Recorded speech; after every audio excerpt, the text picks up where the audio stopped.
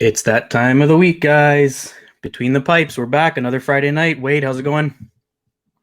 Not too bad, buddy. It's been a decent week. It was a little slower this week at work, but lots of NHL highlights, lots of things going on in the league, and we're starting to finally see what's happening with what teams are going to be made out of for the rest of the year. So, getting a little bit of an idea of who's kind of running the show, who's really falling behind in the standings, and who needs to make some little adjustments.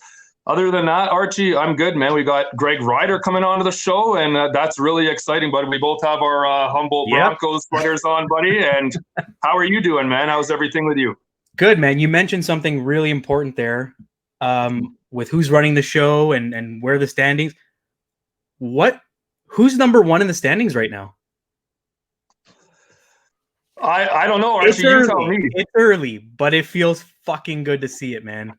It is. It's definitely something that we'll take pride in, man. It doesn't happen too often at any point in the season, even if it is the first 10, 11 games. So we'll take it. And the North Division's really cool, man. And Montreal's hot on our tail, too, dude. Both 11 games played, and they're only 1 point behind us. So it's going to be a dogfight starting the year out right, but the Leafs are on top, and it's amazing. All right. And you mentioned something else that was really important. Guys, if you remember Greg Ryder, we had him on the show a while back performing the song 16 Sticks live on our show. You may have noticed the announcement yesterday with the video launching. There was a release for the video of the actual song itself. And so we thought, hey, we need to get Greg back on the show. And of course, the gem that he is, he agreed last minute and said, let's do it. So without further ado, ladies and gentlemen, Mr. Greg Ryder, how's it going, buddy? What's going on, boys? How are ya? The question is, Greg Ryder, how are you, buddy? Released a video last night, 12 o'clock. Tell us a little bit about what the hell is going on in the life of Greg Ryder right now, man, because I know that it's awesome. Like, what I can't wait for what you have to tell us here and what's going on in your life in the last little while. So spill the beans, bro. It's been crazy. It's been awesome. I just like this little flower setup I got going. It just really, it's cute. I made the most makeshift little setup here because lately, like for some reason, the internet's not hitting up in the room, like way upstairs. So I'm like, I was kind of scrambling. So I got like a mini fridge here. I got like my ring light. It looks beautiful. Buddy, how far and watered down are you from Hamilton, man? Get those towers closer, bud. I know. The 5Gs, man. I know, but yeah, honestly, it's been a whirlwind of a couple days, guys. It's just been, my mom's birthday yesterday, and we released the video, and my head was just overwhelmed. It was just crazy, and it got out to some early momentum, and it started climbing, and like I didn't realize how much work is involved with just like the first video I did one town away, that was through a label. So they did all the work of posting and all like the nice stuff. So when I was doing this myself, I was like, man, there's so much to do, like posting to every single account, all this kind of stuff. And my head was just like down the whole day. So it was awesome. And then, I went to bed with 3,000 streams last night and woke up to about 10,000. And we're currently sitting at just under 45,000 views. In just over 24 hours. Amazing. And before we get into it, we might as well show it. Let everybody see this now once again. For anybody who hasn't seen it, we're going to share the video with you guys right now. And then we'll be back with Greg momentarily. Let's do it. I'm grabbing the sweater, boys. Sounds good.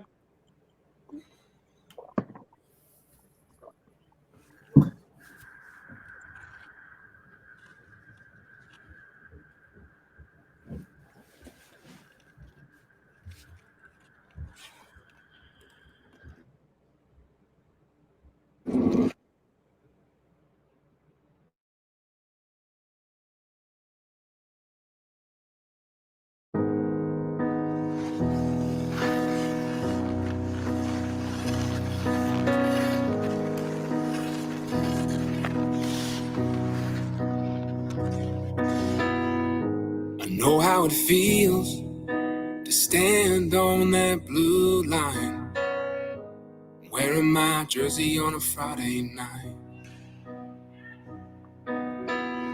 Family and friends press against the glass, holding their breath with every pass. Band and brothers brought together by that crest, from the first puck drop to the last playoff win. But that all changed on a cold Saskatchewan night, around 5 p.m. on Highway 35.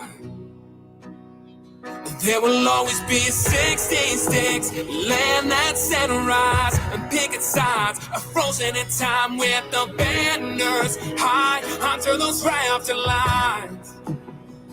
There will always be 16 dreams that get carried on by yellow and green, through every heartbreak loss and every hometown win. 'Cause nothing will take away those times, and those 16 sticks will live forever on ice. 16 minutes at the end of the week, they were humble heroes you could see and believe.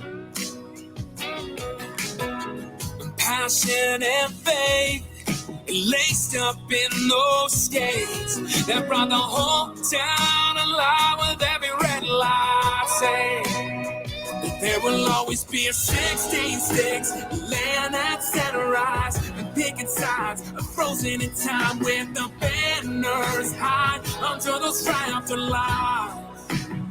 But there will always be 16 dreams that get carried on by yellow and green, through every heartbreak loss and every hometown win. 'Cause nothing will take away those times, and those 16 sticks will live forever on ice. No matter how much time passes, the wins or the losses, I know that they'll be watching, yeah. There will always be 16 sticks, laying that center-rise, the picket signs, frozen in time with the banners high under those rafter lines. And there will always be 16 dreams that get carried on by yellow and green, through every heartbreak loss and every hometown win. There will always be 16 sticks, laying that center-rise. And there will always be 16 sticks, laying that center-rise. There will always be 16 sticks, laying that center-rise. There will always be 16 sticks, laying that center-rise. 'Cause nothing take away those times, and those 16 sticks will live forever on ice.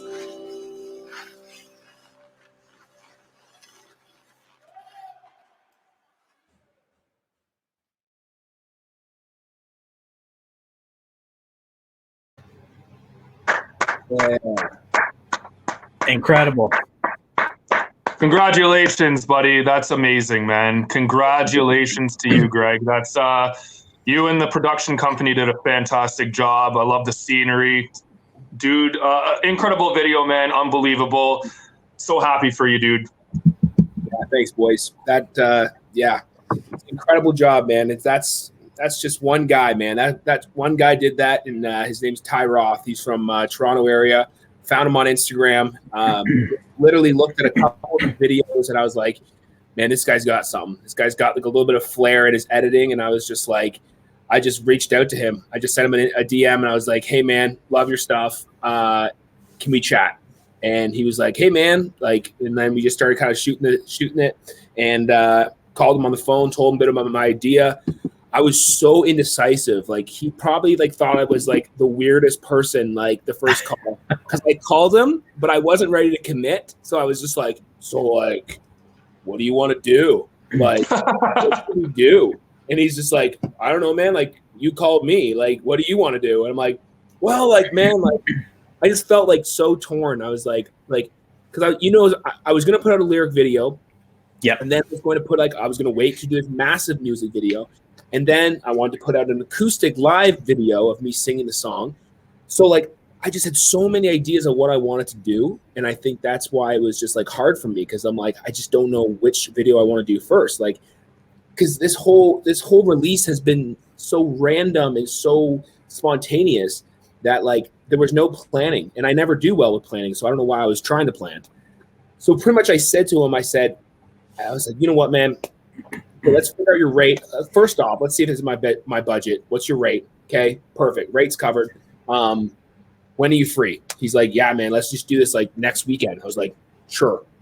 And I'm just like, no idea what we're doing. I had no plan. I sent him some like videos. I sent him some ideas throughout the week. And I said, let's just get to the ice rink. We'll figure it out when we get there. And he's like, let's go.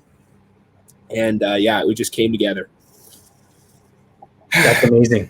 That's amazing. And it couldn't have been a better setting too. Like, again, the whole pond hockey thing. I love kind of like the way he blended some of the footage and video in the background. Amazing job. Great editing. Great work.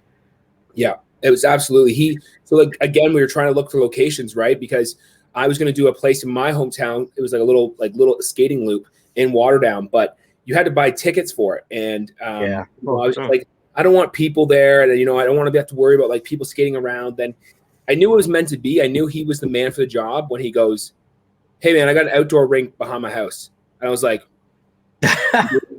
okay.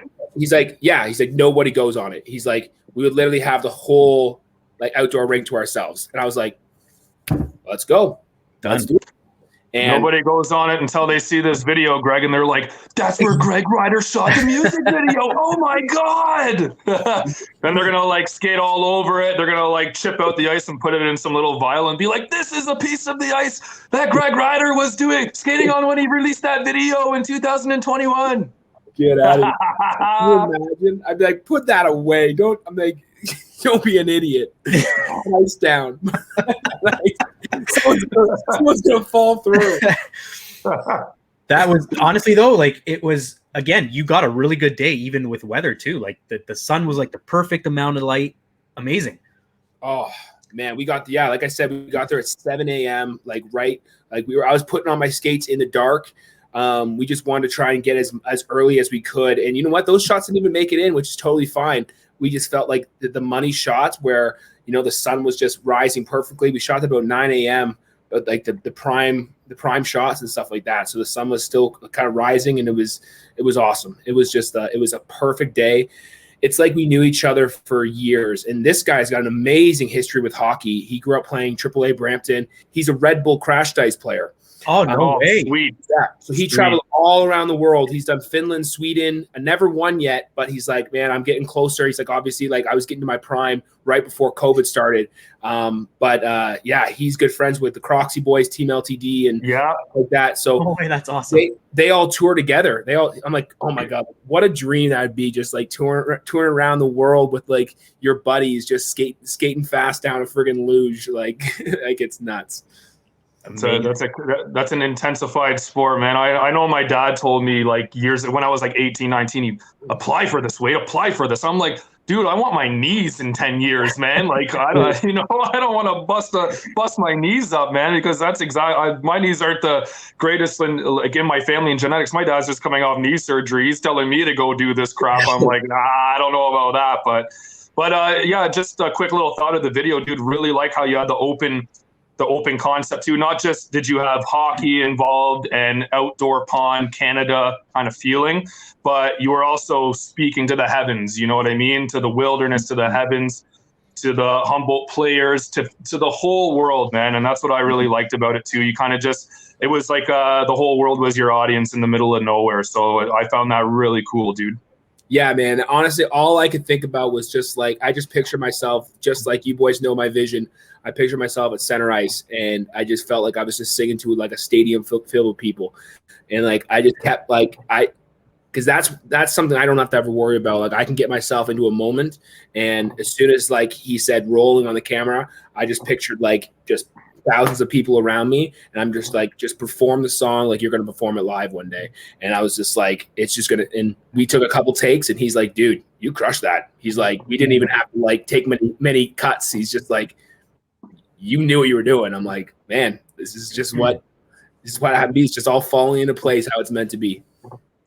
Buddy, that's it. As you're an artist too, Greg, I mean, you write songs like all the time. So you're a quick thinker, you have an idea, and it always comes through. So what's the difference between having a type of production and having that go well for you too, right? That's just kind of the artist that you are, right? Everything's falling into place, and you're a quick thinker, and that's the way it goes, man. And then what comes out? Brilliance.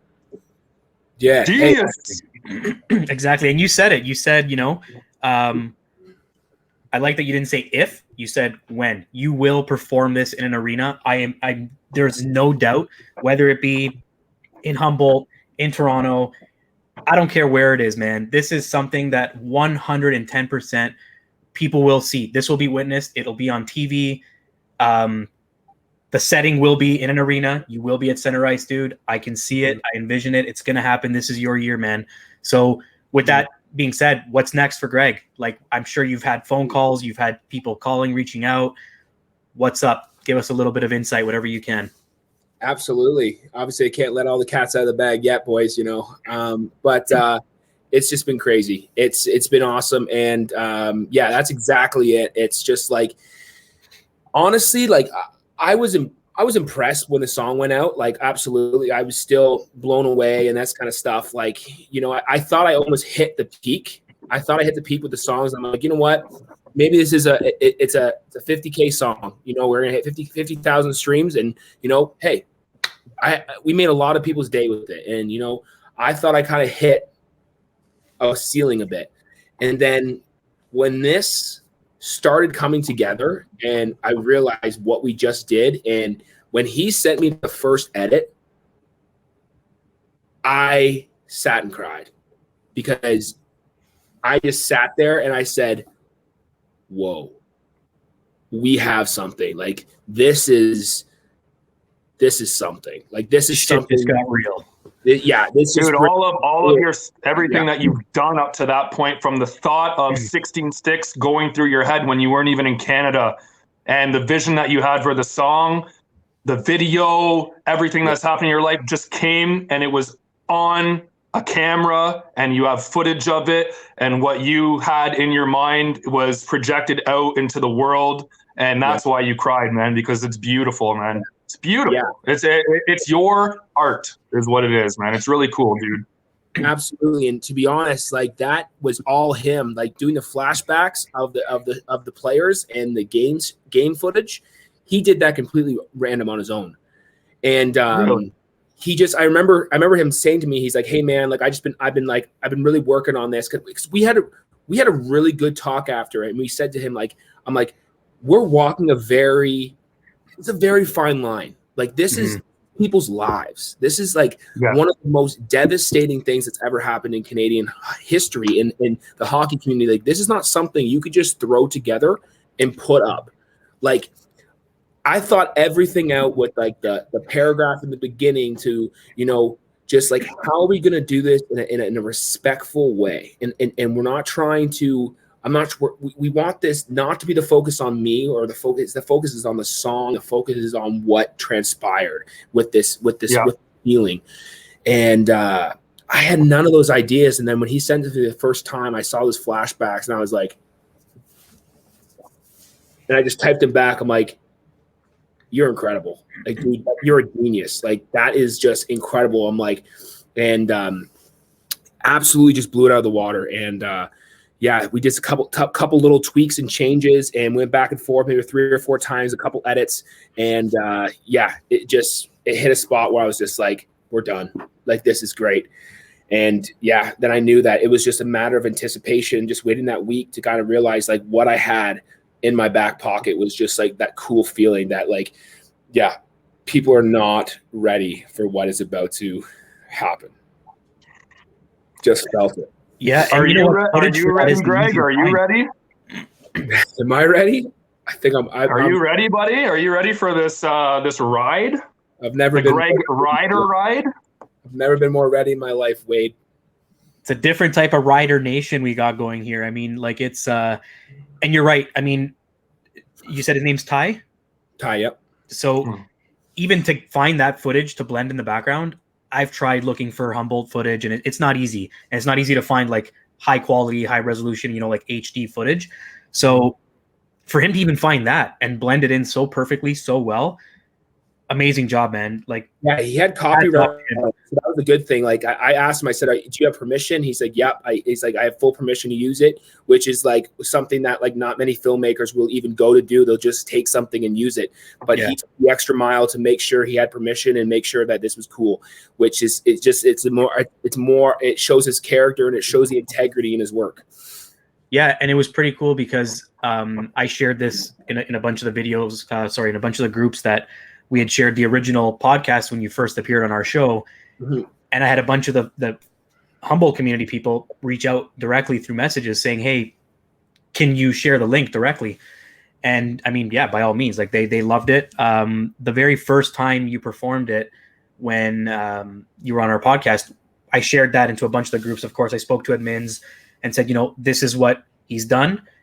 If you're cool with it, the admins watched it first. Can we share it? Absolutely. Not a single person came back and said, I don't know if this is a good idea. Everybody was 100% for it. I've got people still messaging me even right now saying they just watched it.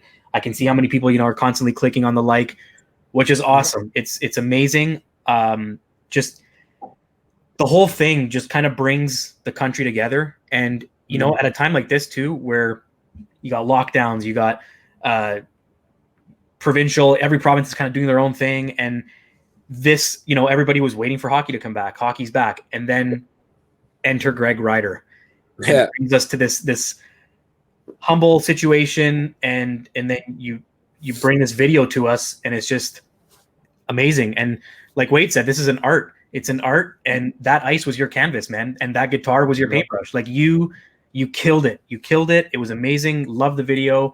Can't wait to see where this goes. Cause I mean, not even 2 days and you're already at 40K. It took us 2 months for our podcast and a ton of sharing into everywhere I could possibly share. Oh yeah. Wade could possibly share. And we hit 40K. We were doing some work. Oh my God. We hit 40K in 2 months and here you are crushing it in less than 48 hours. So, I mean, you raise the bar and it's just going up. It's endless, man. This is going to go. I can't wait. I can't wait to see where this goes and where this takes you. You better let us know when you're performing this song. I don't care what arena it is. Me and Wade already made a deal. Yeah, we're coming out. We're going to be there. We're going to be there to support and make sure that you kill it because we know you will. I mean, it's quite simple for you. This is for you is just like hockey players going to play hockey every night. You just throw your guitar in your hands and you just do what you do. It's amazing. Man. I just before we just continue, I just got to say, Greg, since the last time I saw you, buddy, that flow is looking nice, buddy. Take that hat off again. Let me see that. Oh yeah, he's got the flow going. Damn. Man, no haircuts for this guy, man. Screw that. Keep that flow going, bro. I like it. Short when I saw you last? Pardon? Was it short, but the last time I saw you, was it long? Well, it wasn't. It definitely wasn't. The last time we seen each other was like a couple months ago, for sure. Really nice haircut, and then I just and then you just let it go. You actually got the haircut when we shot the A challenge, and that was it. You got a haircut like the day before, bro. Tried to look good for you, first impressions. Buddy, I like it. That's a country singer flow right there, but it's also hockey flow. So you'll definitely stand out on the ice with the bucket on and not flowing in the wind when you're going on a BUA. That'd be awesome. Just I'm gonna skate on like a hockey player. I'm just gonna skate on like. You're giving William Nylander some competition, man. You've got the Nylander flow going. It's pretty good. Throwing pucks.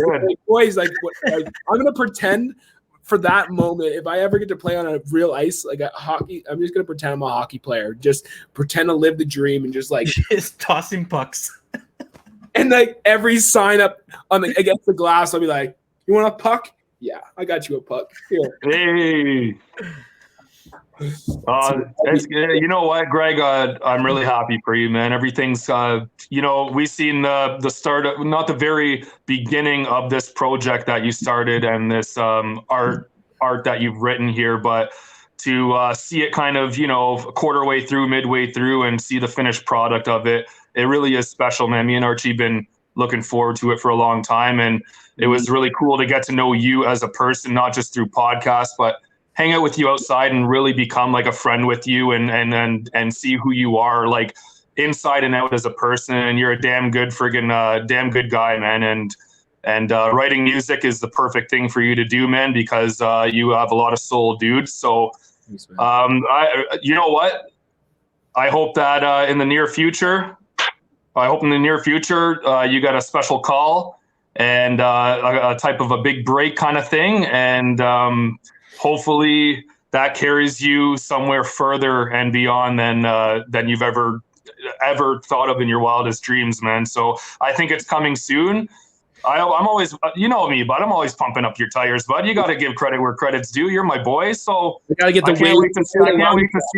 I can't wait to see go further, man, with this and everything. And what a time to release this video and get everything going. Like Archie was just saying, hockey just came back like 3 weeks ago or so, and we were looking forward to that for so long. And you have this video, and look at us, man. We're wearing the Humboldt Broncos sweaters. We're all three of us are wearing that. We're representing. We will never forget those kids and what it means to Canadian history about what happened. And it always needs to be talked about no matter what. Oh yeah, and the 16 Sticks Greg Ryder song, of course, on the shoulder there, bud. Wearing the heart on the sleeve, of course. But you know what? You know what's funny, Greg?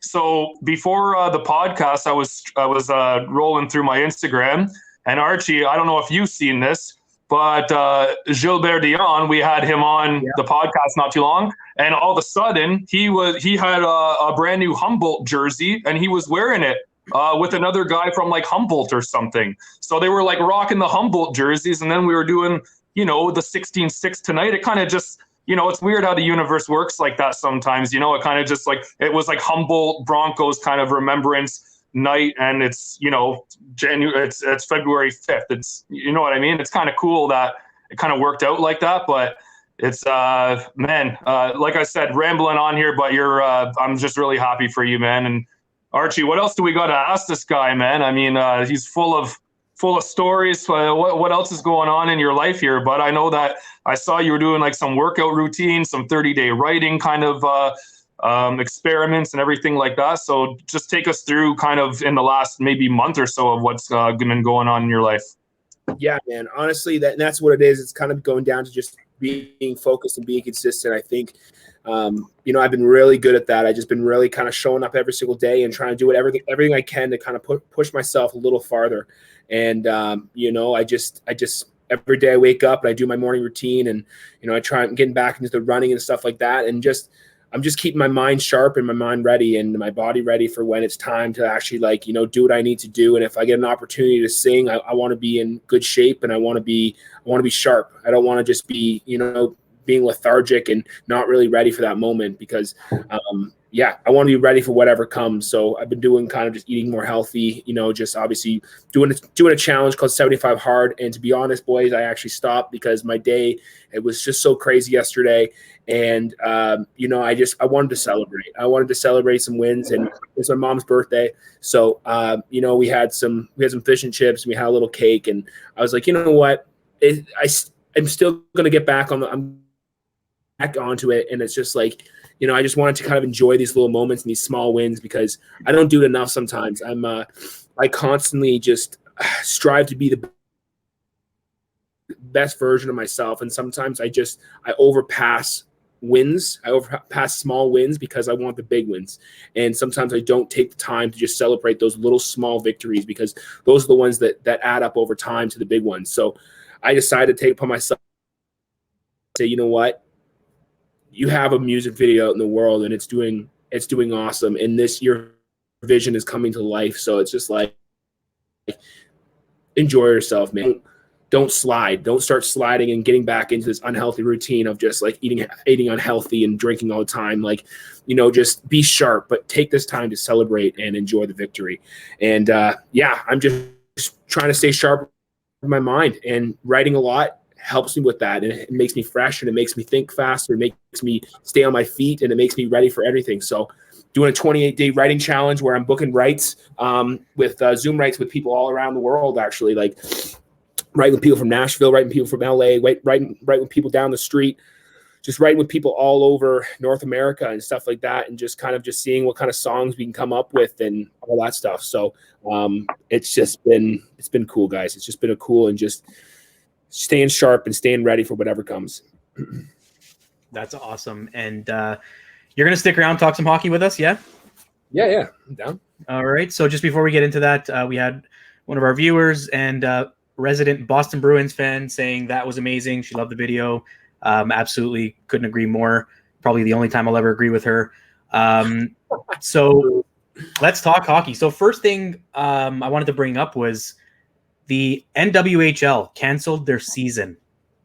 I'm so disappointed on multiple levels for this. So they canceled the season with only the semis and the finals left to be scheduled. The semis consisted of 4 teams remaining, and eventually obviously going down to 2. Toronto started the season rough, but then they just went on a tear. And these girls have just been dummying their opponents. And then they canceled the season.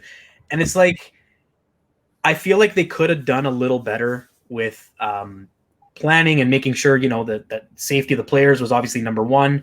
Kind of like everybody else is doing. And considering there was only 4 teams left, they could have sent the other ones home, and you figure out a way. It's not, I feel like if the NHL can do it on a larger scale, why can't the NWHL not do the same with only 4 teams remaining? It sucks. And I follow these girls on Instagram, and a lot of them were saying, it's unfortunate the ride's come to an end, especially Toronto being the new franchise, first time in the league. And they were starting to gel. The team was just on fire. And then all of a sudden it just done. No discussion, no debate. We're just pulling the plug on the season. What do you think this means for the league? Do you think they come back? How do you think they're going to handle this for next season? I'm just really disappointed that it was like their inaugural season. You know what I mean? It's like the first season ever that women's hockey actually had this really cool league that's being televised, and people can really see the product of women's hockey. So this year really meant a lot to them. And for it to kind of just stop abruptly like this, at the same time, dude, I mean, it is COVID-19, and they were in the bubble and everything, right? So they're kind of bubbled up and everything over there. And unfortunately, I guess some cases just got out of hand, and they couldn't really. I mean, I agree with you, Archie. Maybe they could have done a little bit more to keep this going. And the girls and the fans are obviously disappointed. But at the same time, hey, man, even if NHL gets canceled this year somehow, I mean, the league isn't running as smooth as I think they planned. There's a lot of friggin' postponed games right now that, half the teams have 6 or 7 games. And there's teams right now that are off for another week. So that's being said, even NHL could see something happen, unfortunately stop at some point and resume after 2-week period and get teams caught back up. Who knows? But you can't take it for me, I don't take it too heavily just because, dude, we're in a pandemic and they tried, at least they tried, they got it together. And I think everyone should just kind of look forward. Even NHL players and other professional sports leagues should really be looking forward to, when the pandemic's over and then actually starting a real fresh season of no deducted games or COVID-19 protocol and safety, 6-foot distance, all that crap. But it is unfortunate, guys. It is sad. I feel for the girls. Man. You're that close to hoisting a trophy, and then bam, you get smacked down, and COVID-19 ruins it. And that's just kind of what COVID's done. It's kind of snowballed effect all the way to 2021 now. It's COVID-21. And it's slowly disappearing. The vaccine's starting to come, but I don't know. Greg, what are your thoughts on it, man? Yeah, you know what? It's obviously, yeah, it's very tough. You know, this is something like a musician. This is something that they live for. This is their everyday. Like, this is what they've dedicated their life to, and spent a lot of time doing. And definitely, it was a step in the right direction. Televising the league and stuff like that. And absolutely, it's tough. It's heartbreaking that they can't. That's people's passions and what they dedicate their lives to is the thing that keeps people sane during these times, and it's the thing that kind of keeps us going, and making sure we can do it safe. Like, as much as I wish I could just go play gigs in a safe manner, it would be a little better for me, but I can't do any of that. So it's definitely like that same feeling. And yeah, it absolutely sucks for them, because they definitely love that time of going to the rink, hanging out with their teammates, and just enjoying the sport they love. And now that's taken away from them, and they have to go back home and be in quarantine and just do what the rest of the country is doing. But yeah, it definitely sucks for sure. Yeah, absolutely. And then looking at the NHL, just pulled up the updated list. So it looks like for the most part, everybody's doing okay. New Jersey's been hit hard. They've got almost half their team on the list, not necessarily meaning that players have it, but they're contact tracing, whatever the case may be, has a bunch of players on that list right now. Minnesota as well. So I know Minnesota had their games pushed through to February 9th. I'm assuming New Jersey's probably in that same boat. I think there was another team added today. What's interesting is Washington. So we knew about that whole thing that happened with Ovi and company. And since then, Ovi's back, but Kuznetsov and Samsonov are still on the list, which makes you wonder what happened there. So it's kind of weird, because Ovi came back after the 4-game, whatever you want to call it, suspension, timeout, slap on the wrist they gave him. But the other two are still on the list. So the NHL is kind of doing their thing. Buffalo's another team that got hit, and I believe they're the ones that got added to the delayed games being pushed for them as well. So yeah, I mean, maybe the NHL kind of goes through the same thing, and if enough games get canceled, maybe they're going to have no choice but to kind of hit pause again and try to figure things out. Hopefully that doesn't happen, but again, player safety obviously number one, and they got to do what they got to do. So in other things going on in the league, we talked about last week Patrik Laine. So he finally made his debut in Columbus last week, and first game didn't go so well. No points, -2, took a minor penalty, and they lost 6-3 to the absolutely lit Dallas Stars that have just been on fire since they started up their season. But he came back, I think last night he played and scored a goal, I believe. So we may start to see Patrik Laine in his element, start playing better as he starts to gel with his new line mates. I mean, it was his first game back after being off for injuries and the wait period from when he was traded. So I don't doubt he's going to be fine. I mean, he's not going to have any issues. Wade, I know you look like you want to say something here.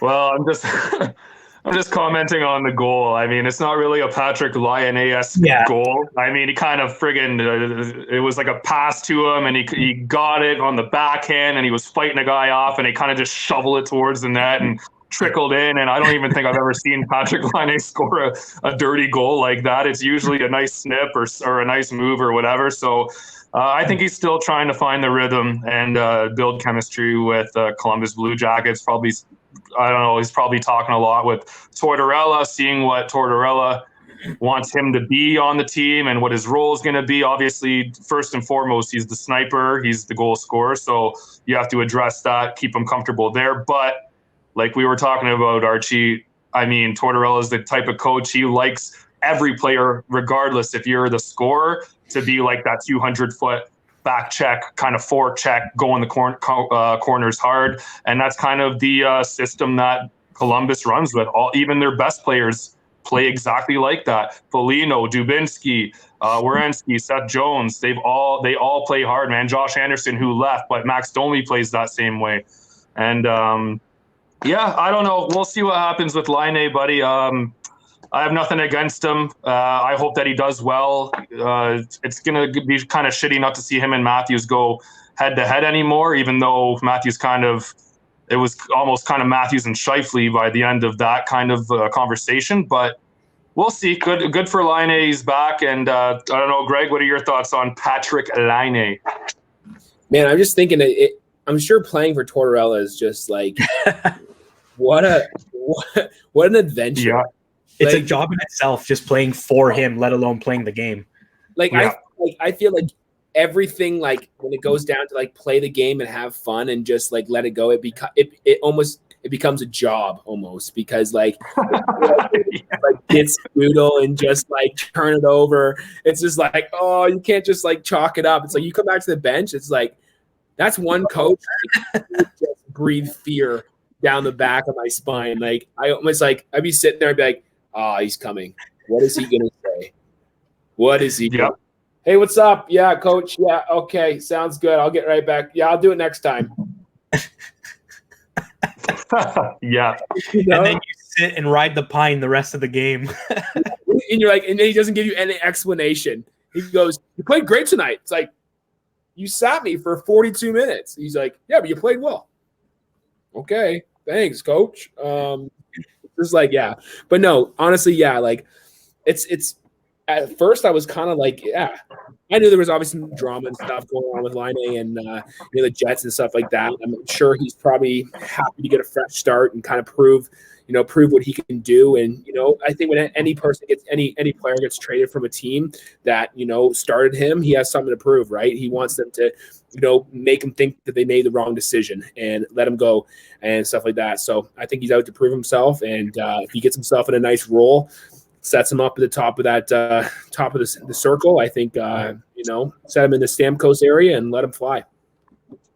There you go. Absolutely, 100%. And I don't know if you guys are following much of the rest of the league. It looks like this year's been interesting on the goalies because it's a short season. They're playing a lot of 3 games in 4 nights. This is where you kind of don't really have a backup goalie. You got to have that tandem system where you got to work your 2 goalies. And some teams will benefit from this, the teams that have that good, solid 1-2 punch. And then there's teams that usually rely heavily on their starter, where it's like if you overplay him, he's going to get fatigued, he's going to get hurt, and then you're screwed because now you got to rely on your backup to step in. Some guys get lucky, some guys don't. It's unfortunate. Peter Mrazek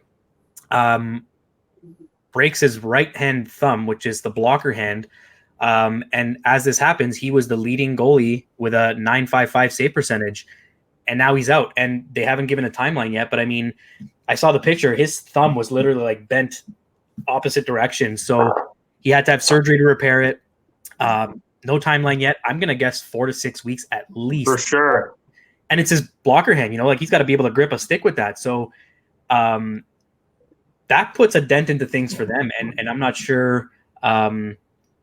Now you're going to start to see trades. The value of goalies suddenly just shot up, especially with this happening, and then teams that have you got to carry that third goalie on your taxi squad in case something happens. And then a lot of teams are keeping their goalies as far apart as possible in case one of them gets COVID. Otherwise, they're screwed if both of them get it. I mean, it's not like you can find a Zamboni driver to step in and cover in net this year, right? So we've seen that happen before. So yeah, it's crazy. When it comes down to goalies, it's a lot more different. You can't really shorten the bench on a goalie, right? Like you need your goalies there. So it becomes real difficult. So it'll be interesting to see the value of goalies. For example, Freddie Anderson in his contract season, he's still letting in some weak goals and not making as many saves as I'd like him to see making, but he's winning games.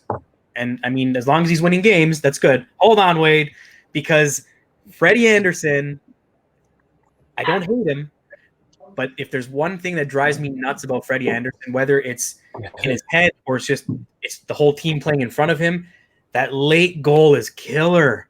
Late in the game, late in the period, dying seconds, boom, we let in a goal, and it's just like, oh my God.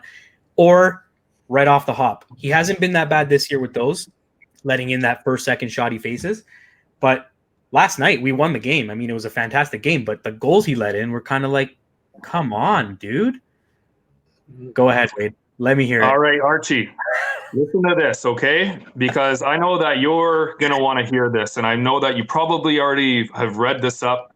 but I know you want to hear it from me because I'm ready to tell it in a different way. Freddie Anderson, okay? Behind Binnington. I think Binnington is winning. He has 7 wins on the season, okay? Yeah. Listen to this. Listen to these statistics. It's crazy. And it's going to make Leaf fans go nuts.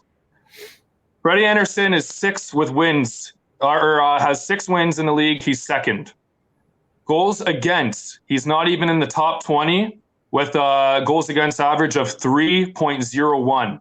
His save percentage, not even in the top 20 at .888. And on top of that, shots against, this is where the Leafs defense still comes into play. Shots against, 8th in the league with shots against with 242. So out of 31 teams, for some reason, we're still letting Freddie Anderson get peppered with shots. Every friggin' year, we're like top 5. It's pissing me off. But, I mean, Freddie's not really Freddie has 6 wins. Don't get me wrong. He looks like good, but these save percentages and goals against averages are not too hot for a team that's supposed to go win a Stanley Cup. So I don't know what we're going to do, man. Freddie could win all the games he wants, but I don't want to turn this into a team that's going to have to score 4 or 5 or 6 goals a game, even though we are offensively heavy, to be able to win a game 6-4 or 6-3 or 5-4. You know what I mean? We got to get more shut. I don't know. Like, because it doesn't happen. The numbers are alarming, right? The numbers are alarming. And I just can't believe that this is Freddie's 5th year or 6th year as a Leaf. 5th year, starting 5th year. And he's still, these save percentages and goals against averages are really, really low out of all the goalies in the league. I know Jack Campbell's played 2 games for the Leafs, but his goals against average and his save percentages and his shots against is better than Freddie's. So what the hell is going on here? Something's got to give. If Freddie doesn't smarten up and he's letting in these so-called late goals, like you said, Archie, or these weak kind of goals, Leaf fans are going to start to jump on it, especially in a contract year, especially when the Leafs want to win a cup this year like we have the last few years. But for some reason, like we say every year, this year really does feel like the most important year of Leafs history in a long time because we feel the vibe from all these new acquisitions and players. But Freddie better pull his shit together because he could be traded, man, when it comes closer to playoffs or the trade deadline. If he's not putting up good numbers, we might trade for someone to come in and solidify that number 1 goalie spot and help us win some playoff games. Well, yeah, that's the thing, right? Because that's the thing. You have to be able to win 2-1, 1-0, 3-2. Those playoff games, you don't get 6-2, 6-1. They happen, but not as often as we're starting to see this season. And yeah, like I saw a couple guys commenting on having Freddie Anderson. I don't know why you would want that as your goalie in fantasy hockey, but he's a fantasy hockey player's or fantasy hockey GM's nightmare because the wins are great, but the save percentage is killing you and the goals against are killing you on the shots he's facing. And it's like, yeah, he's number 8, you said, in shots faced. I'm pretty sure the last 2 which is the only good statistic. Yeah, but I'm pretty sure the last 2 seasons, the Leafs were probably like 2 or 3 on that list. So they're not the best, but they're no longer the worst. We've improved. I mean, you're seeing guys like Matthews has changed his defensive game, and my goodness, I could watch that guy play all day. Like, it's insane. Oh my God. What he does is unbelievable. And Mitch Marner, he said it in the offseason, he wants to start shooting more. I like the Mitch Marner that shoots more. He's scoring goals. Like, it's unreal. He's playing great. We're getting defensemen blocking shots. Forwards are blocking shots. People were kind of worried about TJ Brody at the start of the season. I think he's doing all right. I mean, he's definitely an upgrade from what we lost. I'll take him over what we lost all day long. I don't even want to say his name. So the team's getting there. But like you said, Freddie's got to still step up. You can't blame the defense and blame your forwards and blame the coach all the time. So hopefully he keeps making those big saves, finds that confidence where he can start stealing games with allowing only 1. Get that damn shutout. Get that off your back. You need to get yourself that shutout. But I mean, I'm happy to see the Leafs winning games. Don't get me wrong. Sure. Loving that. And Absolutely. It felt really good to see Ottawa beat Montreal last night because I've got a few Habs friends that are they've been just grinding my gears. Oh, you guys lost to Ottawa in the first game of the season. Oh.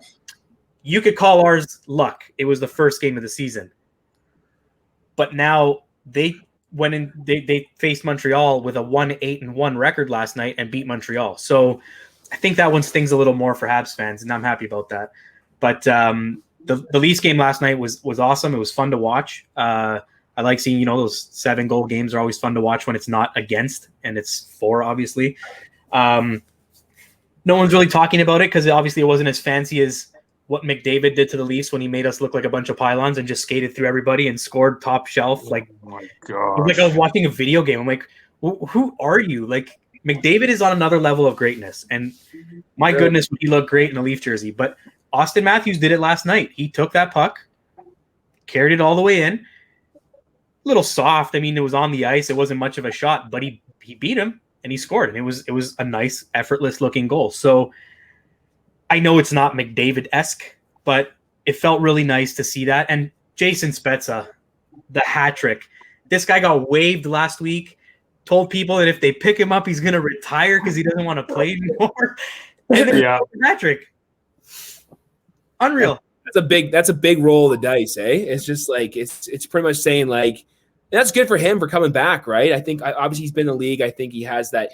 I was just going to go back to that, guys. Like hearing you guys talk about this is really cool. Like you guys watch it from a totally different, so much more depth to like every statistic and stuff. That's cool. I watch the Leafs kind of on the surface, and I just go, I love them when they're winning, and I pick them apart when they're losing. But I don't go with much expectations. But it's about Freddie Anderson. It's just like it's just one thing I've always wondered about him. I always kind of like he's a very shy dude, kind of introverted dude, and it's just like that's good in goalies. But like I always wonder if he's got that sixth gear, if he's got that like that gear to just like.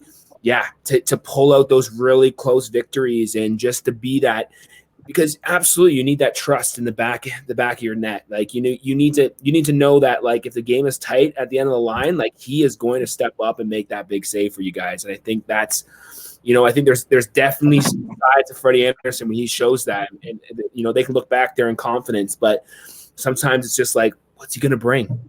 What game is he going to bring today? Exactly. Is he going to stand on his head and make everyone go, yes, like sign him?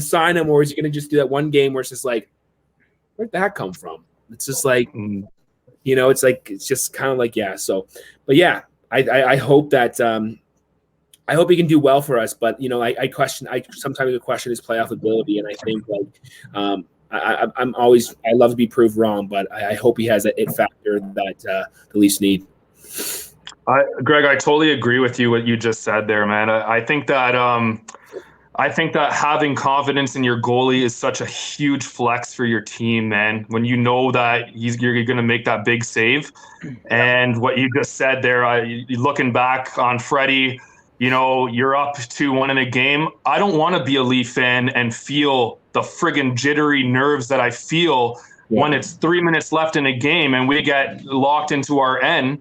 And Freddie lets in a soft goal, and that happens too often, right? So I get exactly what you mean. I'm sure that every Leaf fan understands exactly what you mean, because I don't think Habs fans have that feeling. I really don't. I think that Carey's back there. Carey's back there. It's all good. We're up 2-1 or whatever, 1-0, but we have Carey Price. I want to feel that with Freddie Anderson as well, but it's been hard to get to that sixth gear of that solid wall that he needs to be in big moments, right? So 100%. Totally on board with you. Totally on board with you there, Greg. Like we need. That's why I'm saying, man, we might have to make a decision that's going to either elevate Leaf fans or hurt Leaf fans, and who knows what happens in another few months when trade deadline comes and. Maybe Freddie is dressing up in blue and white for a contract extension or to finish off the year, or he's playing for another team and another goalie comes in over for the Leafs. Like, who knows what's going to happen, buddy? One goalie I've felt he had that is obviously one is Carey Price, but I know this guy's getting a little older, but I still think he's got what it takes, and he did it for his team. I think Marc-Andre Fleury. Ooh, yeah. Big playoff moments, Marc-Andre Fleury, bud. Yeah. I think if he I don't know, man. I just think even if you were to, you put just use them freely in the season, but then when it like just keep him saved up and keep him like revved up, and then you put him up with like in the playoff season, you put him in the net and just watch him just come to life because he shines on the big stage. And that's one goalie like when he played for the Pens, it was like you look back there and I'm just like, it's Andre Fleury. It's like he is such a beast and he just rises to the occasion every time. And like I think he looked great in blue. I think he's I was waiting for you to say that, bro. And it's funny you say that. So that's what you were building towards. Okay. No, hey man, maybe that could be a huge possibility. Everyone knows that Fleury might want out of there. Robin Leonard's kind of almost taken over that starting job in Vegas right now. So who do we have? We have a 2-time Stanley Cup winner in Marc-Andre Fleury, or 3. I think, well, you got to give the other one to Matt Murray. He kind of carried them through playoffs in that last one. But you have Fleury there, man. He has Stanley Cup rings, and he knows how to show up. He knows how to show up in big moments, make big saves in big games, and hoist the Stanley Cup. So that could be something. And you know what? If that were to ever happen, Greg, you heard it here first on Between the Pipes from Greg Ryder himself. And you're right. Andre Fleury, the big older boys, they just be like cheersing. They just be like, "We got another chance! Like, let's bring it home!" Like, no, you're right. He's got that 6th gear you're talking about, right? Like he can put it in 6th gear and go. You can look back and say, "All right, we got this. We got Fleury there." You know what I mean? So. That's what you're talking about, and that's what we don't have. I don't have that confidence. If I'm Leafs team, I'm looking back saying, hey, fucking Freddie, you awake there? You all right? You good? Because then you got Mitch Marner diving in a playoff series to block a shot when you're thinking, oh my God, if he loses teeth and gets hit in the face with a puck, we're done. We need this guy. So, Freddie, step it up. And speaking of stepping up, I know Wade's going to love this. Wayne Simmonds last night, Scarborough boy. What a shift. I watched him. You want to talk 6th gear? I watched him go from 1st gear to 4th gear in like 3 strides. He's got to be one of the most awkward skating players I've ever seen in my life. Very lanky looking, kind of. Oh, he's lanky as hell, bud. But my goodness, he took the puck, gave up the puck, got the puck back, took a shot. It fluttered into the corner. He goes roaring into the corner and just dummies the guy, knowing that, okay, this is Quinn Hughes as well. So a sophomore kid that's a star. Yeah. Or was it Jack Hughes, Quinn Hughes? I think it's Quinn Hughes, right, in Vancouver? It's Quinn Hughes. So he takes out Hughes, just stiff arms him, launches him. Hughes looks up at him like, what the fuck just happened? And Simmonds knows, you got to answer the bell. It's coming. He turns around, and there's Jordy Ben. And Jordy Bell did not want to answer that bell. I'll tell you that. They kind of talk. And Wayne's like, you going to drop the gloves, or are we just going to talk about it? And then, boom. And Wayne Simmonds just kept throwing haymakers. And then he's blocking with his elbows and his arms. And it's like, what is going on? And then he's doing the classic where he's holding him by the jersey and throwing hooks, like little jabs with that same fist. Everybody went nuts. All the Facebook pages and groups, everybody was going crazy. This is what the Leafs have been missing for years. It's like that crazy Darcy Tucker, that crazy Gary Roberts, those guys that just throw their body around, can shoot, can score, can hit, can fight. Yep. I know Wade loved this last night. I loved seeing it. And it's just – and then to top it off, again, he beats the guy up and then has that, good job, man. Like, he's such an entertaining and respectful player. Like, total professional. That's a guy that's been in the league for 10 years or 13 years like he has, man. And, I mean, what's the wingspan on Wayne Simmonds, for Christ's sake, bud? Fucking 7 feet. Like, bro, he was reaching back to the Raptors, and then, like, he was hammering them with some uppercuts, bro. Holy crap, where's this hand coming from, man? It's coming from outer space, man. He landed a few good ones, eh? Oh, yeah. But yeah, Wayne Train, baby. Wayne Train, choo-choo. That's all it is, bud. I told, you know what, when we signed him, I was so happy. He also, exactly what I said, he's going to come in, not a big assist guy, but 3 goals on the season, gets in front of the net, deflects pucks, tips pucks, screens goalies, hits, fights. The only issue I have with his game right now is his passes seem to be a little bit behind, like in guys' skates and everything. Once those start flowing a couple feet ahead of the stick and he's gets his passing down, dude, like even on Tavares and Nylander's goal, he's the one that brought that in there, gave it to Nylander, and they all set it up or whatever. So he does the little things right. And Wayne Simmonds, man, what more can you say? The other thing about that play, dude, and we'll bring it up quickly, and Greg, I'll hear your thoughts on this if you've seen it. The hit on Kerfoot by that Chatterbuck guy. What the hell is going on with the friggin' refs in the NHL? And I feel like there's been a lot of missed calls on the Leafs side this year so far. I don't know what's going on. I don't know what refs are being freaking paid off. I don't know if it's something against the Leafs, but we are getting a lot of shitty calls. And maybe it's not even just the Leafs, but it's kind of going around the league. But as a Leaf fan, obviously I see it more on the Leafs, but I'm hearing that the refs are just making these really horrible fucking calls, and like the glasses are being thrown at them all the time. Like, what are you seeing? What are you hearing? Do your job. But that hit on Kerfoot, dude, boarding at least, and a 5-minute or something. He went right into the numbers. Kerfoot friggin' his head smacked his cheek right against the glass, bud. No protection. And you're talking about player safety, and the ref was right there to see this all unfold, to see this shitty, dirty hit. And he didn't do anything about it. And Kerfoot even got up and he's just like, really? Like, do you want me to be bleeding in order for me or have a broken neck in order for you to call something? So, yeah, here's the play.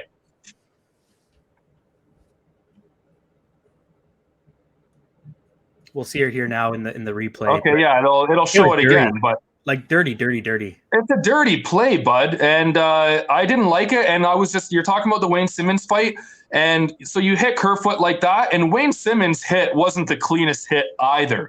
He kind of took out Quinn Hughes in a weird way. So I think that was kind of just a little. You know what? I'm gonna go look at this hit. Come on, right in the numbers, bud.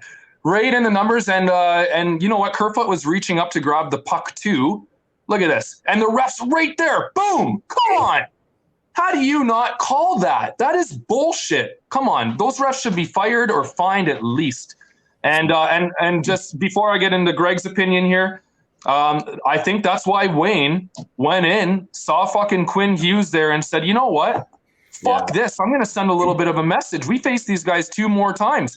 Boom. Gave him a good crack, and then Jordy Ben was right there, and he didn't want to fight Wayne, and Wayne's like, okay, let's go. You're not going to fucking get away with hitting our players like that, so this is what it's going to be. I'll take out your best prospect or your best player on defense right now. I have no problem with that, and I'll talk the talk and walk the walk. Good for Wayne Simmonds. Shitty non-call by the refs, and they're lucky that Kerfoot isn't out with fucking injury for a week or 2 or a month. Whoever knows. Greg, what are your thoughts on the hit, buddy? Just a quick sec there. The reason why there was no call, I don't know how Kerfoot even got up. His face kissed, like he hit the glass hard. Oh, yeah. He got up. He got up quick. I guarantee you if he stayed down, it would have been a little bit different. And Don Cherry would have hated that. He's always been take the hit, get up, get off the ice if you're hurt. Don't just lay there and roll around.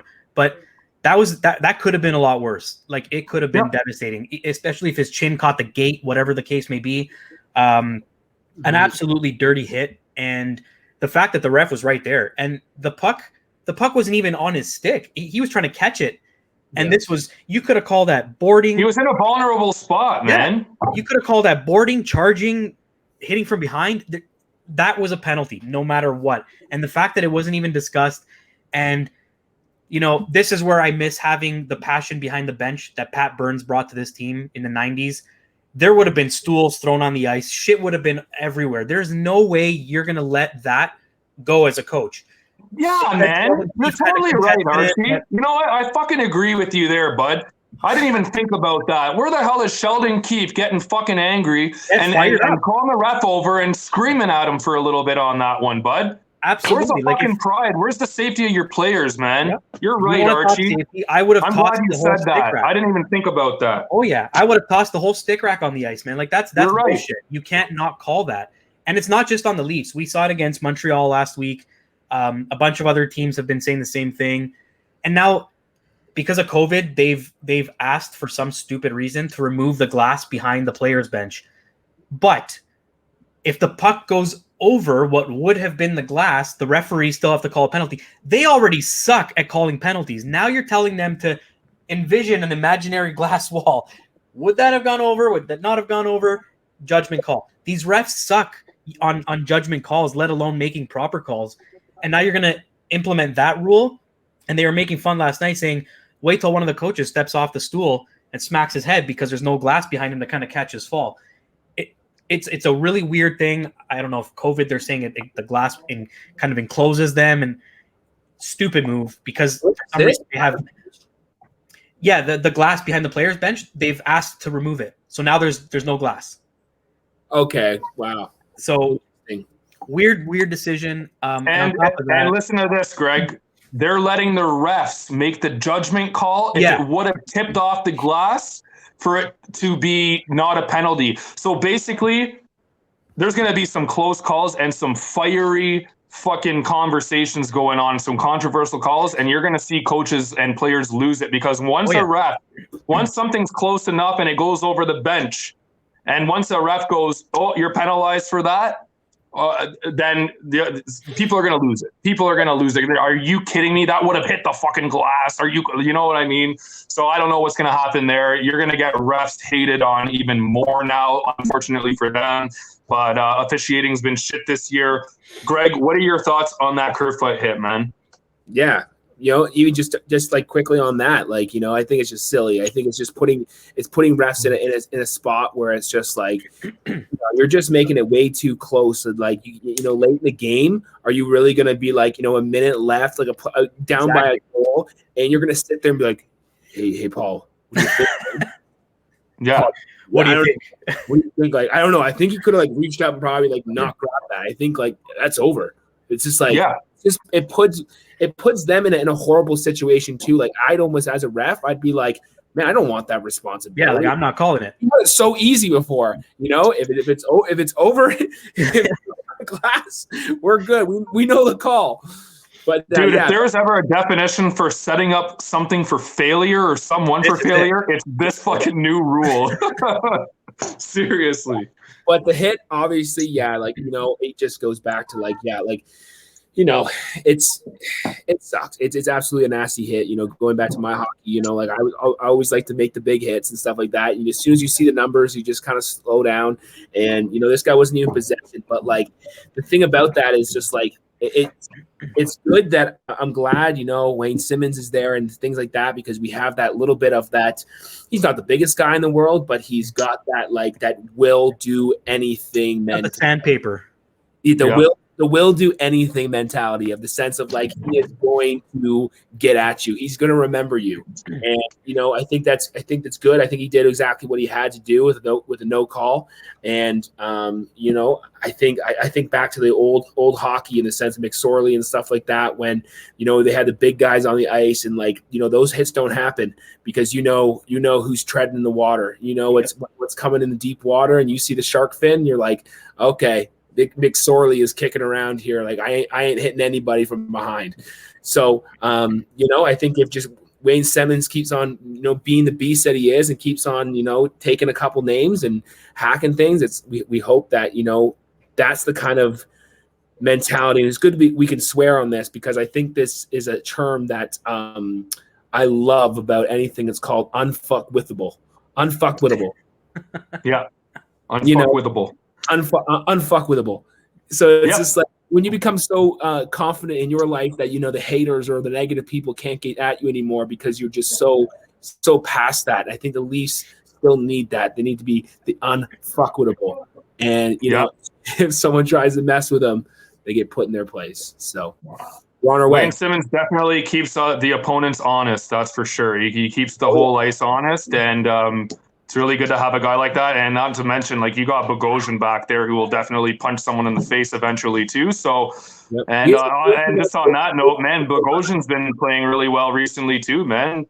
He's moving the puck well, and he's looking like a top 4 defenseman on the Leafs. So I'm really happy about that. But it will be nice to see him punch someone in the face that's messing around Freddie or whatever, or on the in the defensive end. So But yeah, Greg, absolutely. I would say that Wayne Simmonds does have an unfuckwithable personality, and that's just the way it is. But he's been around the league too long to take anyone's shit. He doesn't care what people have to think. He just plays the game, and he sticks up for his teammates, and that's why we brought him in, man. Yep, 100%. Cool, boys. And then we move on to just another big last topic here. McDavid and Draisaitl, absolute monsters. 1-2 right now in the NHL for points leaders.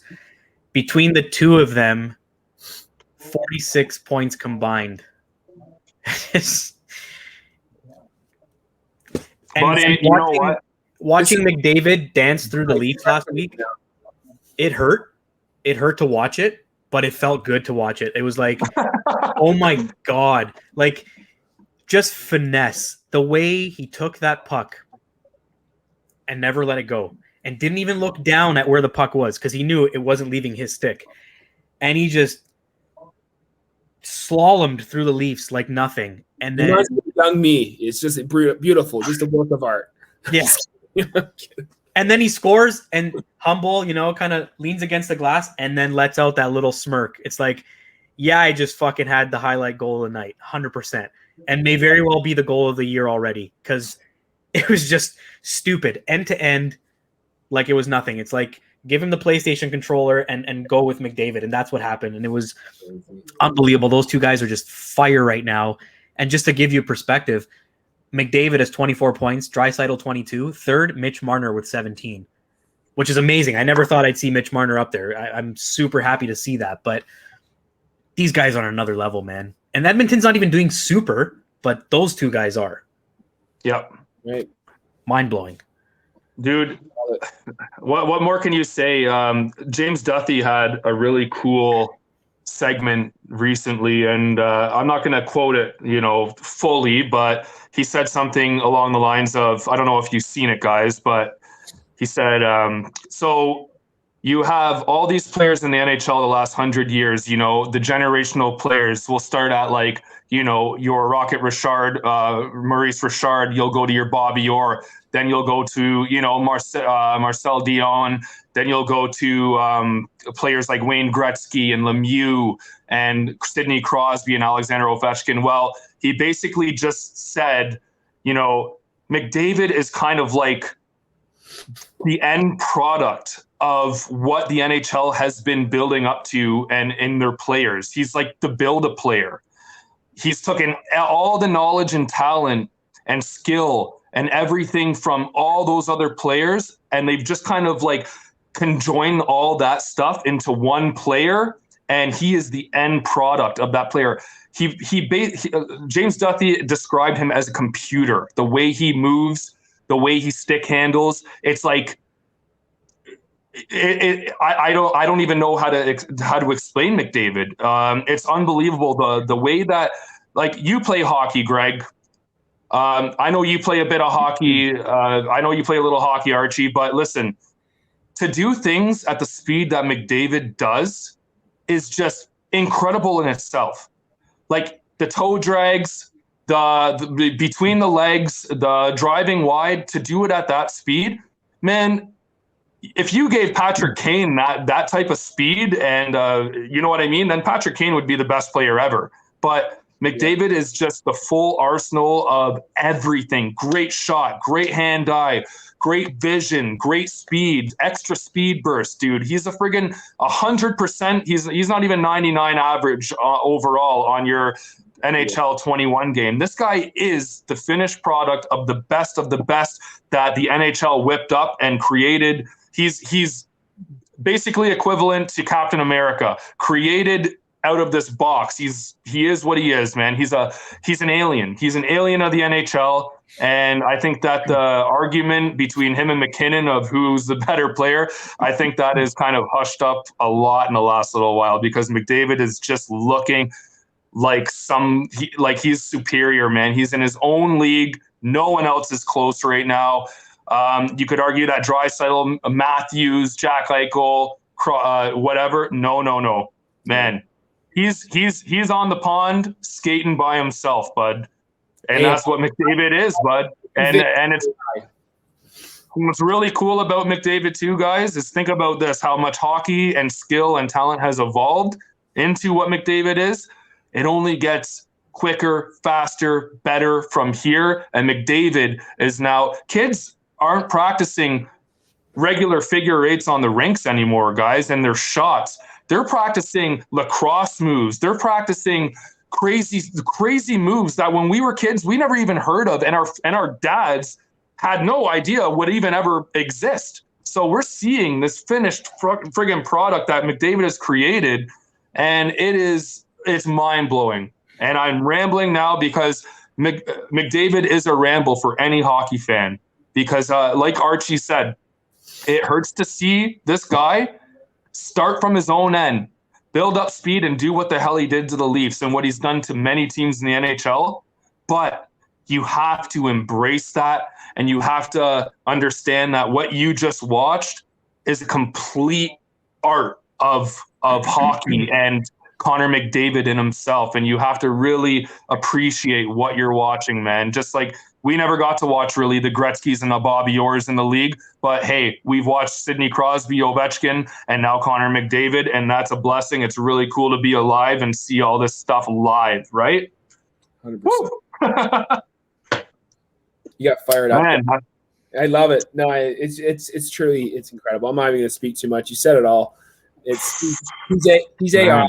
He's just a treat to watch, and it's just like, it's an absolute treat. It's just like it's what people felt when they got to see Gretzky play in their era. Is, just watching him and just getting to witness it in real life is just it's an art. It's a treat. It's a treat to watch.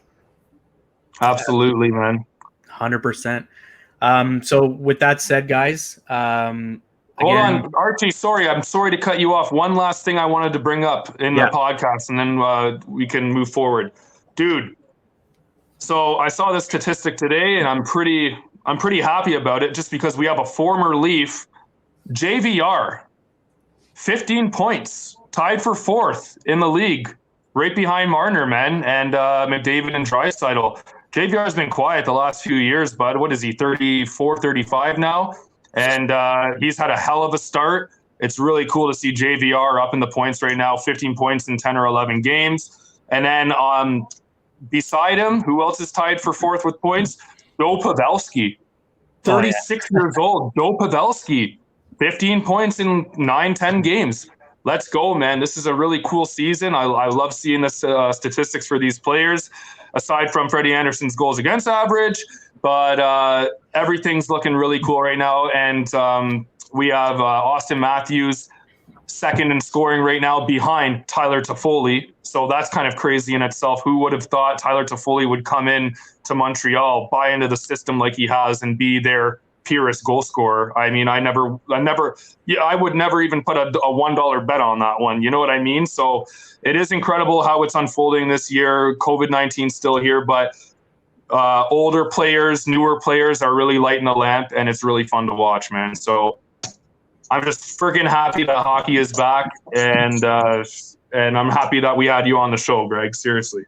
Yeah, guys, thanks for having me. It's always a pleasure talking with you boys, and man, I've had a long day. I'm excited to just chill out, relax. Might do a little cool down yoga session and chill out because my mind is just racing. But yeah, it's good, guys. I just looked at it. 427 shares on Facebook. That's amazing. And I was just going to mention, so for anybody who doesn't know, you can find it on Facebook. It's pretty much anywhere and everywhere. I'm pretty sure if you just search 16 Sticks, you'll find it. Go to YouTube, 16 Sticks, not the numbers 16. Type it out, 16. You'll find it. I wrote an article on it yesterday. You'll find it on our website. You'll find it on Facebook, on our group, Between the Pipes group, the Buzz page. It's everywhere. Maybe let's go. Greg is everywhere. And again, guys, you can find him on Instagram, TikTok, Twitter. The links are all on our page. Website's down at the bottom. Happy dance time, baby. Happy dance time. I've been everywhere, man. I've been everywhere.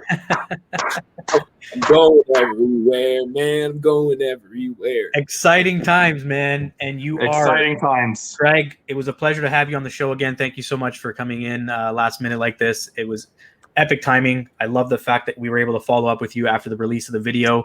I'm going to say the release of one of the other videos. I feel like there will be an acoustic. You have to. You got to do an acoustic. There will be an acoustic. I feel it. And then, well, boys, you just let me know. Is it on an outdoor rink or what? Like, where is it? Well, we got to lace up the skates and play a little bit too, right? It's been a while. Let's do it, man. The acoustic's coming, and I feel like there's going to be a live video performance. What are you boys doing tomorrow night? Tomorrow night? I don't know. Why? What are you thinking? My buddy just invited me to come. He made a little rink at his place. Oh, damn. Where? Just outside of Hamilton. So probably be, 45 minutes for you guys? Oh, no, hour. Give or take. Yeah, maybe. We'll definitely talk after the podcast, and we'll see what everyone's doing for tomorrow. Rink, I think it'd be cool. We could do a little bit of a celebratory and just kind of have a beer or whatever.